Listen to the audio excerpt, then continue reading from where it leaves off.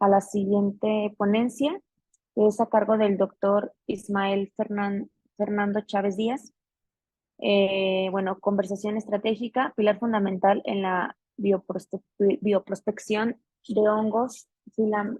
filamentosos con potencial biotecnológico.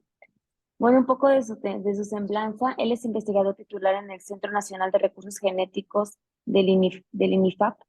y miembro del Sistema Nacional de Investigadores Nivel 1. Su investigación se enfoca en la bioprospección de recursos genéticos microbianos agrícolas y forestales, buscando conservarlos y desarrollar estrategias sostenibles para el control de enfermedades en cultivos de importancia alimentaria e industrial. Adelante. Hola, ¿qué tal? Buenos días. Primero que nada, quiero agradecer bastante la oportunidad de estar en este foro tan importante en el cual se le da la importancia que se le debe de dar al suelo y a los microorganismos, que muchas veces en esta cadena alimentaria, eh, hablando desde la perspectiva de algunos agricultores, pues es en lo menos que nos fijamos, ¿verdad? Es lo que menos protegemos y cuidamos, siendo que son nuestro medio de producción. Pregunta, ¿sí se ve bien mi presentación? Sí, sí, Ok, sí. muy bien, entonces iniciamos. Muy bien, cuando hablamos de biodiversidad,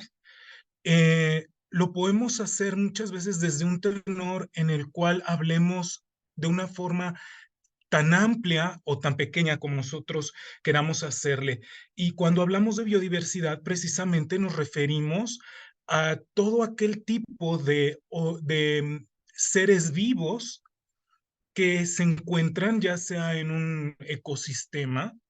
pero también nos podemos referir a todos aquellos seres vivos que se encuentran en un lugar determinado o incluso en un estado o en un evento aislado como tal, por ejemplo, los estados de salud en las plantas o los estados de enfermedad, o bien algunos procesos alimentarios en los cuales intervienen todos estos microorganismos. Muy bien, entonces vemos que los microorganismos eh,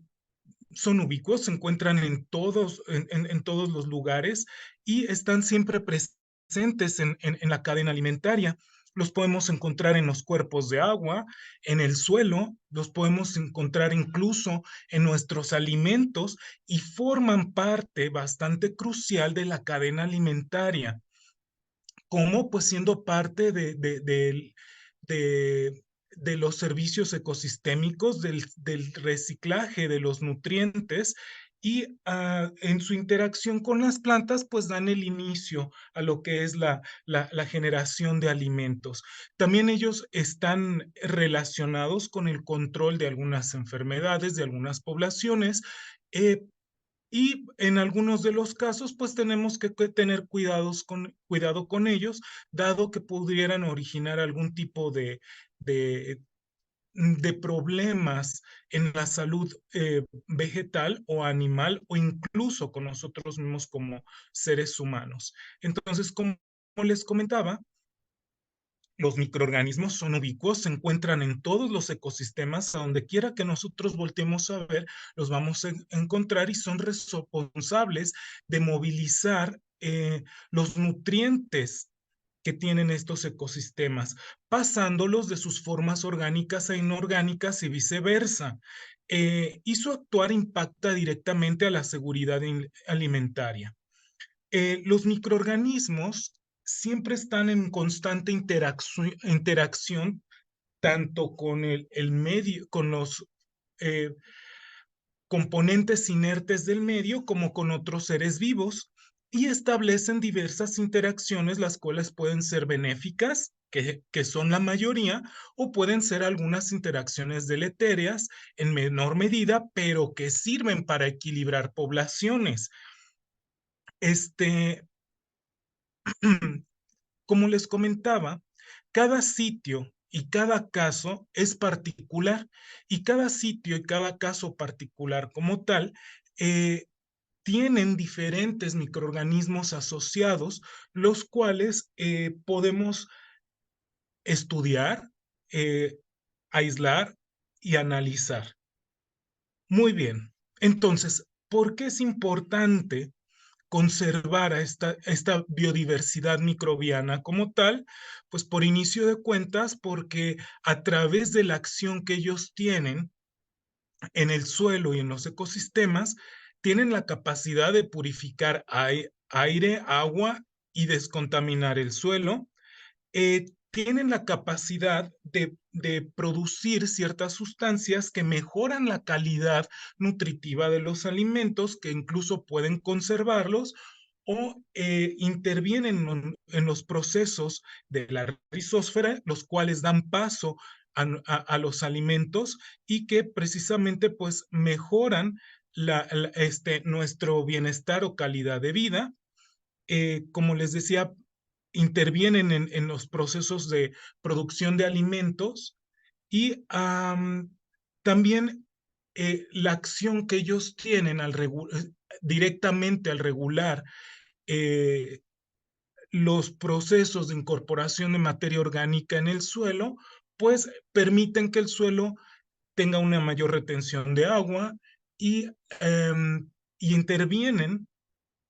en el cambio, en mejorar el cambio climático, lo cual previene los desastres naturales, reduce los riesgos de enfermedades y pues también secuestran diferentes gases con efecto invernadero. Entonces, todos estos beneficios podemos obtener al nosotros propiciar que nuestros ecosistemas tengan una biodiversidad balanceada. Muy bien, como se los comentaba, es bastante importante que nosotros miremos eh, hacia la biodiversidad microbiana como una huella microbiológica como tal, es decir, lo que comentaba hace rato el doctor Sergio y la pregunta que hacían, si es que el introducir microorganismos foráneos o exóticos a un suelo pudiera llegar a tener algún efecto sobre los suelos, pues sí, efectivamente, nosotros con la investigación que hemos hecho nos hemos dado cuenta de que incluso cuando se esté cultivando el mismo cultivo en una zona, de una zona a otra, esta huella microbiológica cambia y esta huella microbiológica está estrechamente relacionada con la capacidad fértil del suelo y con su capacidad productiva. Es decir, debemos cuidar y propiciar que cada suelo conserve esa huella microbiológica porque son microorganismos que han venido evolucionando en esos suelos desde hace millones de años y que son los que le dan fertilidad y funcionalidad al suelo. No obstante, una de las situaciones que acontece hoy en día y por lo que hacemos investigación en esto, pues es que la producción agrícola actual está basada en el uso de diversos compuestos químicos que son tóxicos para esta microbiota y a partir de de limitar estos microorganismos, pues se generan diferentes consecuencias. Por ejemplo, el uso desmedido de herbicidas y de pesticidas genera el deceso de diversos polinizadores y enemigos naturales, lo cual merma de alguna manera la productividad de nuestros cultivos. Para poder hacer uso de fertilizantes inorgánicos se debe de incrementar la minería, lo cual también contamina mantos freáticos, contamina el ambiente y todo esto lleva a un cambio climático mundial y en zonas urbanas se experimentan pues temporadas mucho más calientes y secas, se incrementa el riesgo de incendios forestales y de esta manera caemos en un ciclo interminable en el cual queremos producir a marchas forzadas a través del uso de, de, de, de, de compuestos sintéticos que pues lo único que están haciendo es generar una dependencia cada vez mayor. Entonces, esta toxicidad de los agroquímicos desbalancea estas poblaciones y genera resistencia en algunos de los microorganismos que generan enfermedades o problemas sanitarios, y pues es por eso que después tenemos problemas con plagas y enfermedades o malezas que son exacerbados y son persistentes y que año con año nos llevan a tener que utilizar más estas moléculas tóxicas. Entonces, de alguna manera debemos de encontrar la forma de parar este círculo vicioso que no nos está llevando a nada fructífero. Muy bien, entonces, como vemos, la agricultura convencional está propiciando el cambio climático como tal, y este es la causa primaria de la pérdida de biodiversidad, siendo que la única manera que tenemos de salir nosotros de este cambio climático y de esta pérdida de la biodiversidad, pues es precisamente estudiar esas huellas microbiológicas que tienen nuestros suelos, preservarlas, conservarlas y encontrar la forma de cómo aprovecharlas para que podamos tener sistemas de producción un tanto más sostenibles. Muy bien, entonces a partir de conservar esta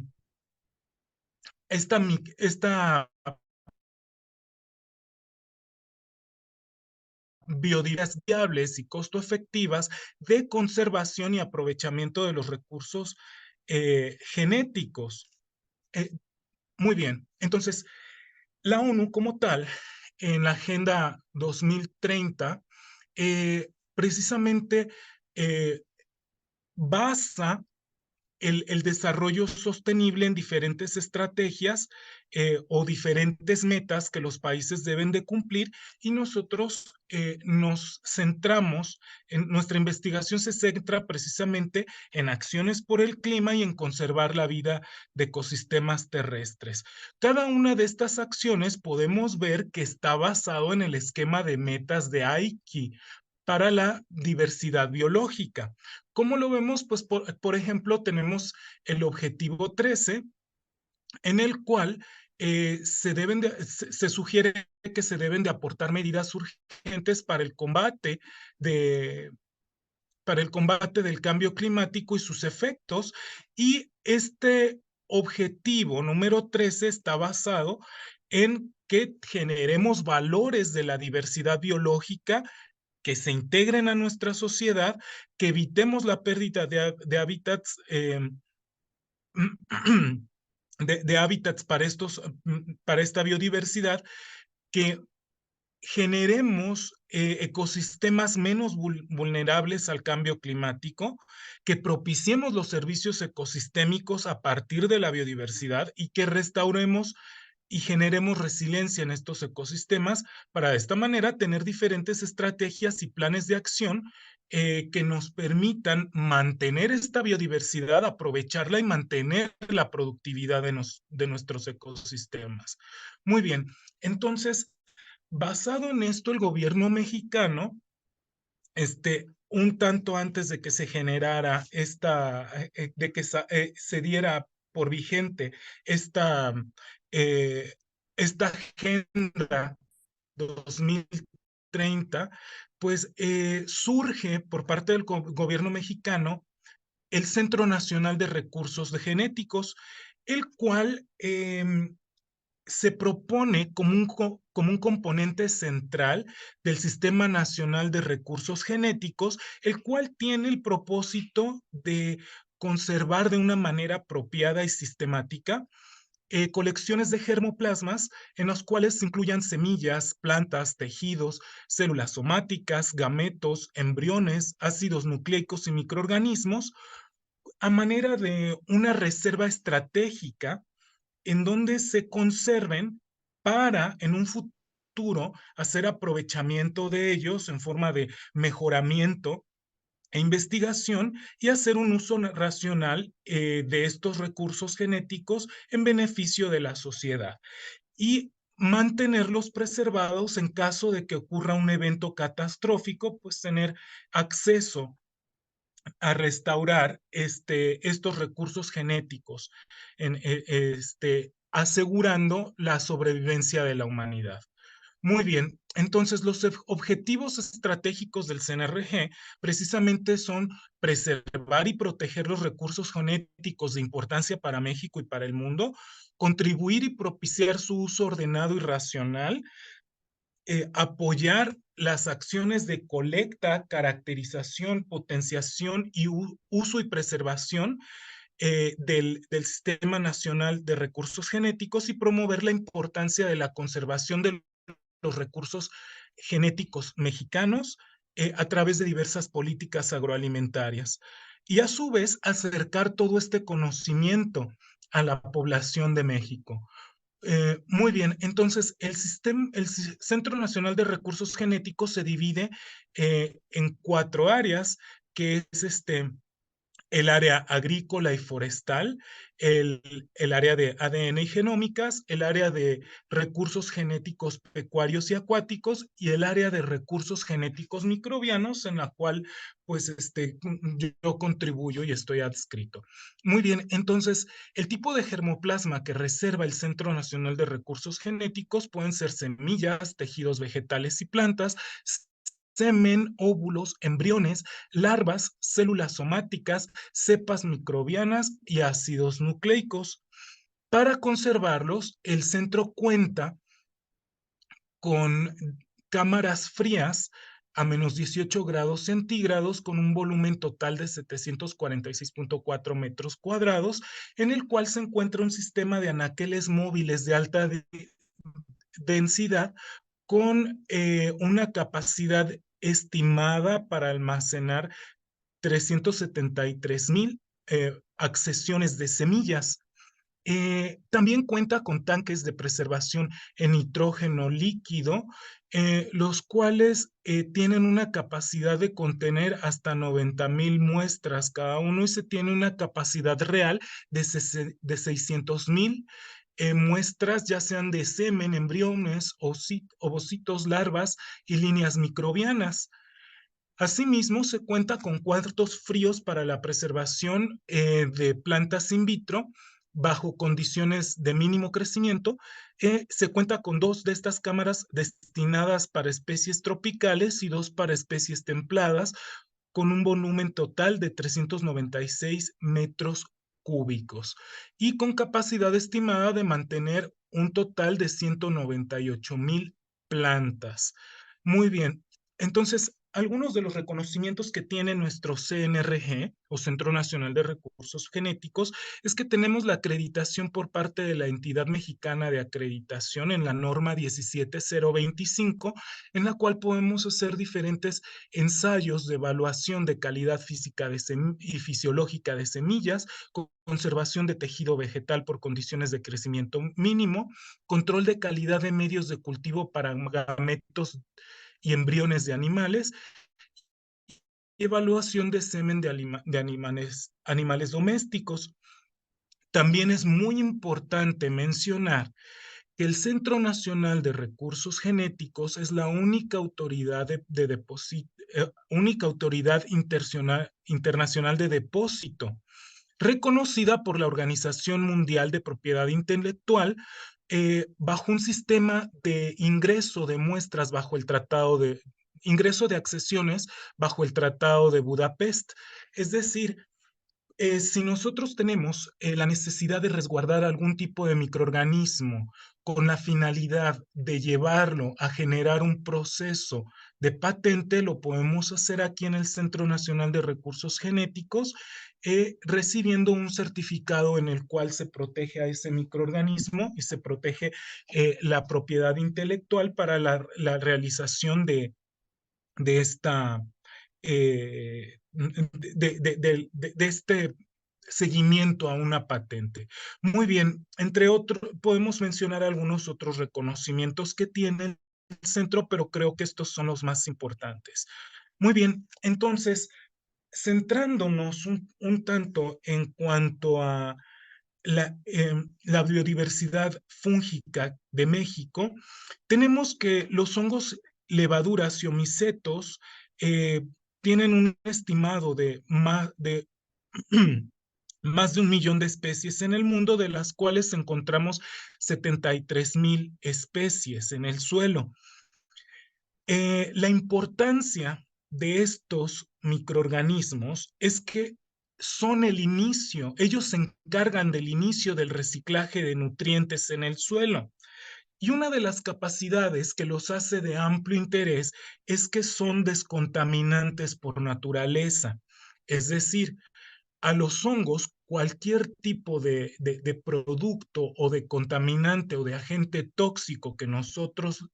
les pongamos, ellos tienen la capacidad de generar resistencia y encuentran alguna forma de poder inactivar este tipo de moléculas. Entonces, eh, la agricultura convencional basada en el uso de agroquímicos tóxicos para eliminar a los hongos como agentes causales de enfermedades no es la estrategia más inteligente que está utilizando la humanidad para poder controlar estas enfermedades de origen fúngico,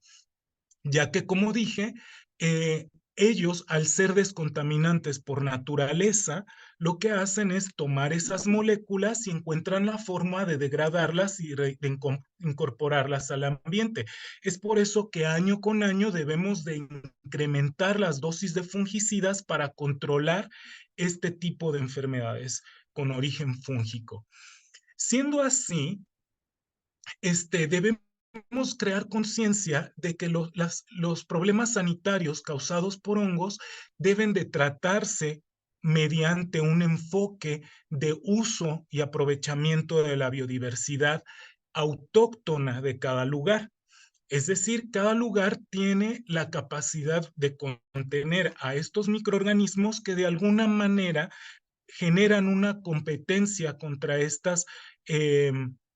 poblaciones que pudieran llegar a salirse de control. eh, y pues eh, debemos de generar conciencia sobre esto, dado que pues podríamos generar algún desbalance eh, en la biodiversidad a tal grado de que pueda pasar una pandemia como el pasado evento que tuvimos con el COVID, en donde en verdad debemos de dar gracias que haya sido un virus en vez de que haya sido un hongo, ya que al ser uno, por ejemplo, un hongo o una bacteria que realmente están vivos y que tienen la capacidad de adaptarse a todo tipo de entornos, podrían generar efectos catastróficos mucho más grandes. Muy bien, entre otros de los intereses de los hongos es que eh, son grandes productores de moléculas de interés bioquímico y farmacéutico. Muy bien, entonces la importancia agrícola de los hongos, como les decía, es precisamente que son descomponedores, son detoxificantes y interaccionan con diversos tipos de organismos. Por ejemplo, con las plantas, interaccionan con la materia orgánica, iniciando con el proceso de descomposición de esta materia para reincorporarla al ambiente, interaccionan con las plantas dando origen a la cadena alimentaria, pero también se relacionan con algunos artrópodos y nemátodos, o incluso con algunos, con otros hongos, con bacterias, controlando enfermedades o plagas. En cuanto a su importancia económica, tenemos que los hongos son productores de una gran cantidad de enzimas que tienen diversas aplicaciones industriales, alimentarias, de combustibles, energéticas, para producir alimento para animales, bebidas, aplicaciones ambientales y demás. Y también los hongos per se pueden ser alimento como tal. Eh, Muy bien. En cuanto a la importancia científica, tenemos que precisamente es bastante importante que nosotros volteemos a ver más a los hongos fitopatógenos, ya que eh, se han visto como organismos no deseados en los agroecosistemas, pero debemos darnos cuenta de que en la naturaleza, no hay un negro y no hay un blanco, es decir, no hay organismos malos ni organismos buenos, sino que todos son una gama de capacidades fisiológicas las cuales van a responder de acuerdo a la situación en la cual se encuentren. Por ejemplo, si nosotros utilizamos agroquímicos, generamos un desbalance de biodiversidad en nuestros suelos, pues a la hora de que nosotros llevamos una planta hay esos vacíos ecológicos en donde pueden entrar los fitopatógenos. Y es lo que se busca hoy en día con una agricultura sostenible en el cual en vez de dar de dejar estos vacíos ecológicos por primera instancia en el suelo, pues se busque eh, generar un balance ecológico entre las diversas poblaciones de microorganismos en el suelo. También es importante que estudiemos a los hongos fitopatógenos, ya que a través de su estudio podemos generar diferentes estrategias de control, de diagnóstico, y de soluciones para los problemas sanitarios que hay en nuestros campos. También hay diferentes hongos que son promotores de crecimiento vegetal que tienen diferentes funciones entre degradación de materia orgánica, solubilización de nutrientes, estimulación de raíces, diferentes capacidades fisiológicas que tenga la planta, control de algunos fitopatógenos y demás. Y también tenemos hongos que pueden funcionar como agentes de control biológico y a partir de los cuales podemos desarrollar estrategias para el control de diferentes insectos, malezas, moluscos, nemátodos y enfermedades en las plantas. Muy bien, entonces en el Centro Nacional de Recursos Genéticos, a través de ver esta importancia de los hongos, nosotros hemos desarrollado eh, una conservación de estos microorganismos de una forma estratégica basada en la bioprospección de estos hongos. Es decir, la bioprospección pues consta de estas tres fases en la cual primero hacemos una colecta, aislamos a estos hongos, los cultivamos, hacemos la parte de purificación de las cepas, identificación de las mismas, caracterizamos los compuestos que producen y después empezamos a buscar el potencial agrobiotecnológico que tienen y confirmamos la capacidad bioactiva que tienen. Y posteriormente, eh, eh, por ejemplo, en el caso de otros investigadores, inician con la parte de bioprospección para la comercialización o generación de productos para el campo, pero en el caso de nosotros, del Centro Nacional de Recursos Genéticos, al ser un banco de germoplasma, empezamos con la parte de encontrar las maneras de conservar y preservar las capacidades de estos hongos para generaciones futuras. Muy bien, entonces, nosotros actualmente estamos trabajando con diferentes métodos de conservación, tanto a corto como a largo plazo, en donde hemos probado métodos como algunas suspensiones de conidios y de esporas en diferentes agentes preservantes. Eh, Hemos incursionado también en el uso, bueno, hemos utilizado desde métodos bastante básicos como estos, en los cuales también vemos el que ponemos diferentes tipos de medios, generamos esta forma de cuña y ahí se inoculan los hongos y se, se guardan en un estante por diferentes lapsos de tiempo. También utilizamos la arena de río estéril para poderlos eh, preservar, pero también utilizamos algunas películas orgánicas, como por ejemplo algunos fibras de celulosa o plásticos orgánicos o incluso algodón como tal. Hacemos su conservación también en algunos granos de cereales y en métodos de liofilización, en los cuales en frío extraemos la humedad de estos viales en donde concentramos conidios o esporas. Estos métodos son métodos que hemos utilizado para conservación a corto plazo y que nos han dado, algunos de ellos nos han dado muy buenos resultados y que sirven más que nada para mantener copias de trabajo en las cuales pues vamos a estar abriendo estos viales o estos recipientes continuamente y que pueden llegar a tener algún tipo de riesgo de contaminación. Pero también nos hemos enfocado a generar otros métodos en los cuales se utiliza la criopreservación, como por ejemplo, hemos utilizado diferentes agentes criopreservantes que nos permiten congelar rápidamente las muestras sin que los conidios o esporas o los propágulos que se encuentran ahí dentro sufran algún daño. También tenemos otros métodos de encapsulación iónica en los cuales a través de la interacción de iones y diferentes compuestos nosotros generamos estas perlas, las cuales conservamos en criopreservación, o si no, también hacemos emulsificación generando estas pequeñas microencapsulaciones de los conidios. También hemos explorado lo que es la congelación rápida de tejidos. Por ejemplo, aquí vemos algunas raíces ectomicorrizadas. Las vemos aquí en un vial con un poco de agua, las cuales se extrae esa agua y se congelan de forma rápida. También utilizamos orbes de sílica y un método que estamos desarrollando actualmente es la crioesferificación de, de, de, de, de, de estos hongos, los cuales pues estamos persiguiendo tener una patente sobre este método de conservación que hemos ideado y diseñado aquí en el Centro Nacional de Recursos Genéticos.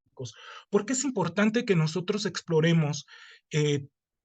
tantos métodos? Pues es que eh, cada uno de estos métodos, cada uno de los microorganismos, como los decía en un principio, pues son un caso particular y no a todos les acomoda el mismo método de conservación como tal. Entonces, cuando nosotros encontramos a través de la bioprospección a algunos de estos microorganismos que tienen capacidades realmente atractivas para la agricultura y la biotecnología, pues entonces nosotros empezamos a buscar cuál método es el que se ajusta para poder preservar sus capacidades para la posteridad. Esto lo hacemos, hacemos las evaluaciones mediante diferentes pruebas y aplicamos estas evaluaciones después de haber sometido a los hongos y a los diferentes métodos a una técnica de envejecimiento acelerado. Es decir, nosotros simulamos el que hayan pasado estos hongos de 5 a 10 años almacenados, es decir, envejeciéndose como tal, y después hacemos por inicio de cuentas la evaluación de la pureza, a ver si es que el método, los materiales que estamos utilizando van a mantener puros a estas cepas. Por ejemplo, aquí vemos que Botrytis conservada en granos de arroz tiene un alto grado de pureza, siendo que cuando conservamos a Botrytis en bolas de algodón, pues vemos que hay contaminación como tal. Nada más vemos el crecimiento del hongo aquí en un tanto más claro. Este, también evaluamos la viabilidad de los métodos de conservación, es decir, cuántas unidades formadoras de colonia estamos preservando, y esto lo hacemos partiendo de una concentración conocida. Utilizamos alícuotas de una concentración conocida en estos métodos de preservación y utilizamos una fórmula que nos permite evaluar como un radio de respuesta porcentual lo que obtenemos al final de aplicar los métodos. Entonces, tomamos a nuestra suspensión base como la línea cero y de aquí contabilizamos las unidades formadoras de colonias, aplicamos la fórmula y obtenemos un porciento de respuesta de cómo se está comportando el hongo ante el método de conservación. Por ejemplo, aquí vemos que, por ejemplo, en Aurobacterium se probó el método de algodón, la suspensión en glicerol, los orbes de sílica y la crioesferificación, y vemos que todos, efectivamente, pues a través del tiempo se va a perder algo del inóculo inicial que tenemos, pero vemos que la crioesferificación mantiene un rango menor de pérdida de este inóculo inicial. Y podemos ver que se repite en cada uno de los hongos que hemos evaluado, ¿sí? En donde la crioesferificación pues tiene un impacto menor que todos los demás métodos, menos en el caso de tricoderma. Ahí vemos que tricoderma no se adaptó muy bien a este método, y vemos que en otros métodos, como por ejemplo el algodón, dado que inoculamos un material orgánico, parece que los hongos siguen creciendo y generan un porcentaje más de inóculo como tal, al mantenerse únicamente en contacto con y sin meterlos a refrigeración como tal. Muy bien, entonces también evaluamos la integridad fenotípica. Es decir, lo que nosotros buscamos es que después de 5 años de que esté conservado el microorganismo, pues se encuentre lo más similar a, a cómo lo aislamos en un inicio de cuentas. Por ejemplo, tenemos aquí este tricoderma, que es la cepa original que nosotros aislamos, y tenemos que, por ejemplo, este método para tricoderma pues no logró mantener la integridad fenotípica, que fue la encapsulación iónica. Por parte de Fusarium, pues tenemos aquí la cepa original, y después de aplicar el envejecimiento acelerado, simulando 10 años de envejecimiento, pues la liofilización no fue el mejor método este, para poderlo conservar. También evaluamos la integridad fenotípica a partir de ver que efectivamente los microorganismos conservan la capacidad de generar nuevo inóculo, y entonces lo que hacemos es sembrarlos en algunos medios específicos que nos permitan que ellos desarrollen las estructuras de reproducción, y las vemos a microscopio para ver que no se encuentren alteradas a como nosotros las conocemos en la cepa original. También evaluamos la integridad genética. Por un principio de cuentas, habíamos pensado evaluar esta integridad genética utilizando AFLPs o RFLPs, en los cuales pretendíamos obtener algunos bandeos que en teoría deberían de ser iguales en las cepas aisladas y en las cepas conservadas, pero después, al ver que nosotros utilizamos a estos microorganismos con una funcionalidad para el suelo y para los cultivos, pues decidimos ver la evaluación de esta integridad genética a partir de que continúen teniendo esa capacidad fisiológica, que sus genes estén íntegros para poder tener esas aptitudes biológicas que nos llevaron a conservarlos. Por ejemplo, hacemos pruebas después del envejecimiento acelerado. Hacemos pruebas para corroborar que tengan las mismas capacidades fisiológicas, por ejemplo, en cuanto a la fijación de nitrógeno, la solubilización y movilización de algunos nutrientes, en donde distinguimos la fijación de nitrógeno en forma de nitritos o de amonios en este tipo de medio. También vemos aquí, por ejemplo, los halos de solubilización de fósforo y de potasio. Eh, Vemos también algunas características relacionadas con el control biológico, como por ejemplo la producción de quitinasas o de lipasas y esterasas, de proteasas, de sideróforos, o vemos que sigan teniendo la capacidad de reincorporar la materia orgánica al checar algunas enzimas como las celulasas, la magnesio peroxidasa y las ligninasas. Muy bien, también evaluamos la capacidad promotora de control biológico, perdón, la capacidad promotora de crecimiento vegetal, en donde, por ejemplo, aquí vemos,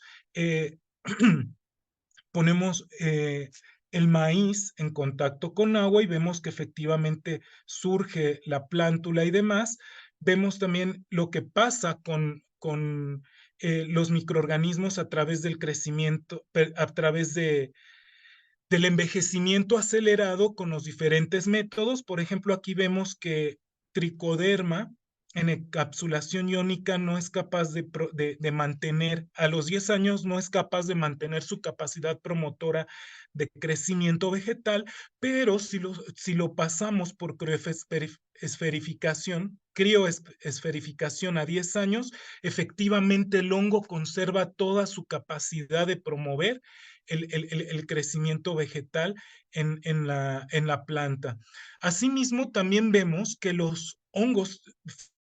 fitopatógenos tengan la capacidad de seguir causando enfermedad. Y vemos aquí, por ejemplo, una plántula en donde utilizamos fusarium conservados en orbes de sílica después de utilizar un envejecimiento acelerado equivalente a 10 años. Muy bien, entonces nosotros vemos, es muy importante eh, determinar cuáles de estos métodos de conservación nos sirven para mantener a corto plazo estos microorganismos. ¿Por qué? Porque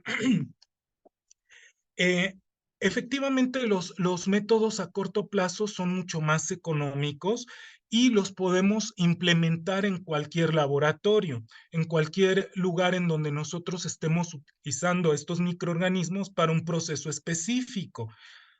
Y los métodos de conservación a largo plazo pues son un tanto más caros por ser especializados. Y aquí lo que yo quiero resaltar es que quienes nos dedicamos a producir bioinoculantes o algún tipo de producto que se obtiene a partir de microorganismos, es muy importante que nosotros definamos bien cuáles van a ser los métodos de conservación a corto plazo para yo mantener mis copias de trabajo con el menor riesgo de contaminación y que pueda mantener mi proceso de producción. Pero es muy importante que tengamos nosotros copias de resguardo a largo plazo y que estén dentro de una autoridad depositaria, por ejemplo, o alguna de las colecciones de amplio interés en el país. Entonces debemos de definir cuáles de estos métodos podemos nosotros implementar para las copias de trabajo, que si bien estas van a tener un riesgo de pérdida, pero con un buen método podemos minimizarlo, podemos mantener estos métodos de conservación en nuestro laboratorio de origen, son métodos económicos y tenemos que tener en cuenta que pues estas copias a corto plazo pueden tener variabilidad y tenemos que minimizarla. En cuanto a los métodos de largo plazo, pues se implementan para copias de resguardo que pueden mantener la preservación de los microorganismos hasta por 35 años y que por lo general son los que se aplican en las autoridades depositarias internacionales.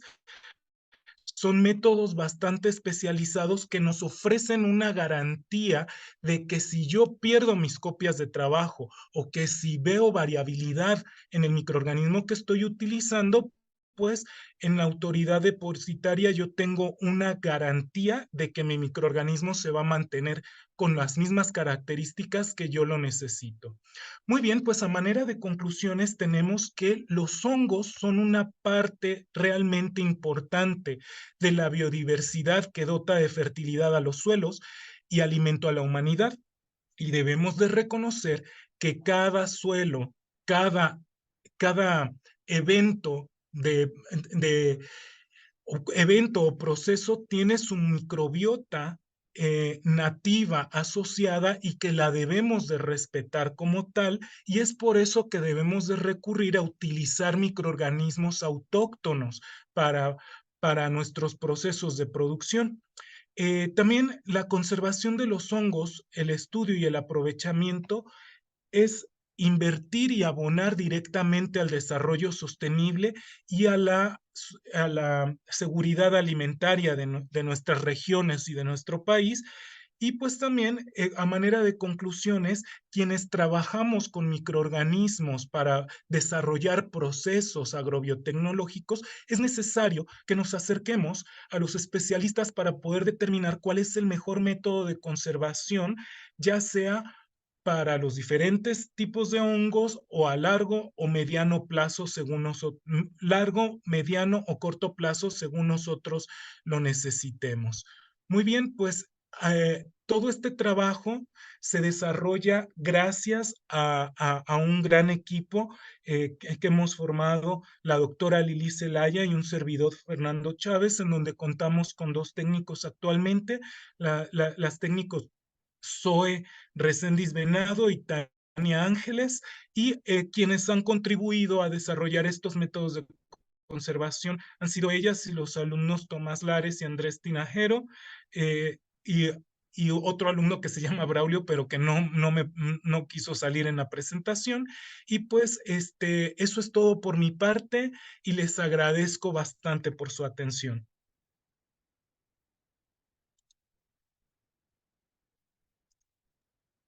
Muchas gracias, Ismael.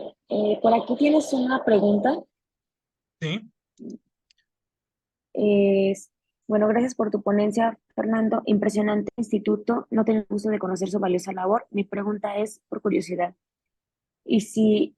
y es si dentro de la robustez de cada paso que realizan han considerado utilizar modelos de inteligencia artificial, en especial por todas las cosas que analizan para tomar decisiones. Sí, efectivamente, de hecho nosotros damos capacitaciones en las cuales tocamos estos temas en cuanto a a la parte ética en la investigación de hasta dónde podemos utilizar inteligencia artificial, hasta dónde es ético utilizar la inteligencia artificial y cuáles son las diferentes aplicaciones de las cuales nosotros podemos sacar provecho y cómo utilizar esta inteligencia artificial, por ejemplo, para hacer programación en algunos programas, para hacer estos análisis estadísticos o de biodiversidad o de cuestiones genómicas y demás, o transcriptómicas. Entonces, sí, nosotros incorporamos todo este tipo de herramientas, pero no hablé de eso en esta ocasión, dado que a lo que pretendía yo dirigir esta ponencia, pues es hacer ver lo valioso que son los hongos para los ecosistemas y para la humanidad como tal, y que pues estamos haciendo nosotros investigación como un banco de germoplasma, hacemos investigación sobre los métodos de conservación de estos hongos para la posteridad. Muy bien, muchas gracias. Aquí tenemos otra pregunta. Bueno, es muy interesante esta ponencia. Muchas gracias por compartir esta información con nosotros. Me ha quedado una duda. ¿De qué manera se simula el envejecimiento acelerado? Ok, muy bien. Hay diferentes métodos en los cuales podemos someter a radiación, a temperatura y diferentes agentes estresantes como tal. Una vez después de que nosotros aplicamos el método de conservación, se deja un tiempo almacenado, pueden ser 2, 3, 4 meses, y después se utilizan estos métodos en los cuales aplicamos temperatura o irradiación a nuestros a nuestras cepas conservadas, y a partir de eso, dependiendo del tiempo de exposición, nosotros simulamos el envejecimiento acelerado de estos microorganismos preservados.